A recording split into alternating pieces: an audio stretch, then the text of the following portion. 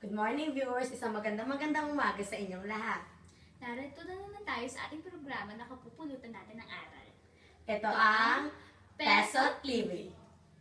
Sa ating edisyon na ito, malalaman natin ang ugnayan ng pangkalahatang kita, pag-iimpok at pagkonsumo.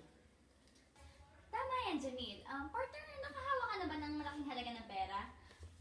Mga 1,000 o higit pa? Oo naman partner. Paano mo naman iyon pinamahalaan? Siyempre, ginamit ko sa tama. Hindi ko ginasa kung saan-saan lang yung mga kailangan na. Tapos, yung natira, itinabi ko na din. Para for future use. Alam mo ba na mayroong dalawang uri ng tao? May mga tao kapag nakakahawak ng pera ay nag-iisip muna kung paano ito palalaguin. Meron namang mga impulse buyer. Bili ng bili hanggang sa maubos ang pera at kung wala ng pera, tsaka lang maiisip kung saan nila ito kailangan. Naku, tama ka dyan partner. Ikaw ba, ano ba ang silbi sa'yo ng pera at paano mo ito ginagamit? Ang pera, katulad ng ating mga pinagkukunang yaman ay maaaring maubos. Ang pera ay ginagamit sa pagbili ng mga bagay na kinakailangan o pumupunan ng ating pangangailangan at kagustuhan. Ang pagkonsumo gamit ang salapi ay kailangan ng matalinong pag-iisip at pagdedesisyon upang mapakinabangan ng gusto at walang masasayang. Sumasang-ayon ako dyan partner. Kailangan natin gamitin sa tama ang ating pera. Madalas, ang pinanggagalingan ng pera ng maraming tao ay ang kanilang kita. Ang kita ay ang halaga na tanggap ng tao kapalit ng isang produkto o serbisyo kanilang ibinigay. Para sa mga trabaho, ang kita nila ay ang kanilang sweldo. Iba-iba rin ang halaga ng sweldo na natanggap ng mga manggagawa, depende sa kanilang trabaho. Ang kita ay maaaring gustusin ng tao sa kanilang mga pangangailangan o kagustuhan at ibang bagay na kinukonsumo. Subalit, bukod sa paggasta sa kanilang pera ay maaari nito gamitin sa ibang bagay. Maaari nila itong itabi o gawing savings o ipon. Sa isang libro na may pamagat na macroeconomics, sinabi na ang savings ay paraan ng pagpapaliban ng paggastos. Ayon naman kina Mick, Morton at Shug, ang ipon o savings ay kitang hindi ginamit ng pagkonsumo o hindi sa pangangailangan. Ang ipon na ginamit upang kumita ay tinatawag na investment. Ang economic investment ay paglalagak ng pera sa negosyo. Ang isang individual ay maaaring maglagay ng kanyang ipon sa mga financial asset katulad ng stocks, bonds, at mutual funds. Ganun ba partner?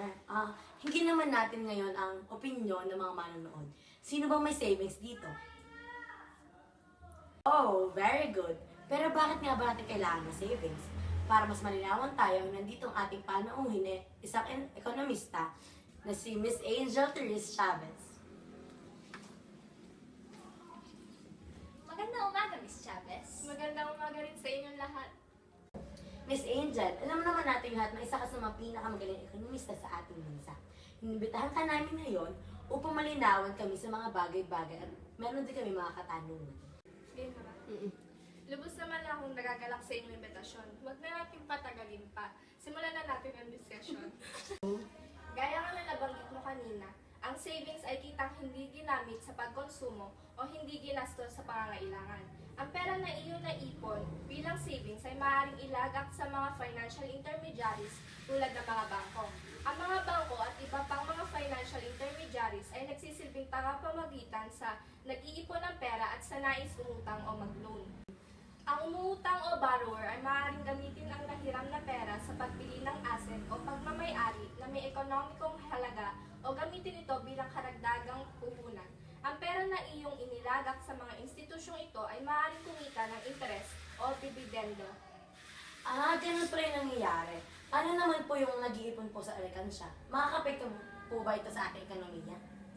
Yes, kung itatago ng matagal na panahon sa alkansiya ang iyong pera, hindi ito kikita. Bukod dito, dahil sa pagtatago mo at na maraming tao ng pera sa alkansiya, maaaring magdulot na kakulangan sa supply ng salapi sa pamilihan.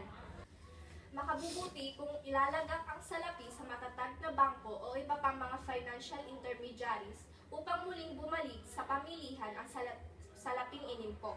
Tulad nga ng makikita sa diagram, kabilang sa financial intermediaries ang commercial banks, savings and loans, credit unions, finance companies, life insurance companies, mutual funds at pension funds.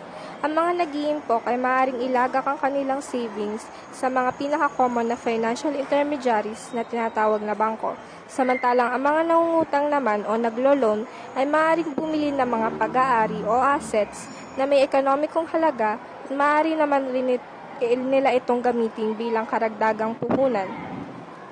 Ang pera namang na iyon nailagak sa institusyon ay maaaring kumita ng interes o dividendo. Maraming salamat, Miss Angel, sa iyong mga naibahagi. Ms. Chavez, ngayon naman ay samahan mo kami upang malaman namin ang katangian ng isang wise saver. Mariel, para sa iyo, ano nga ba ang mga katangian ng isang wise saver?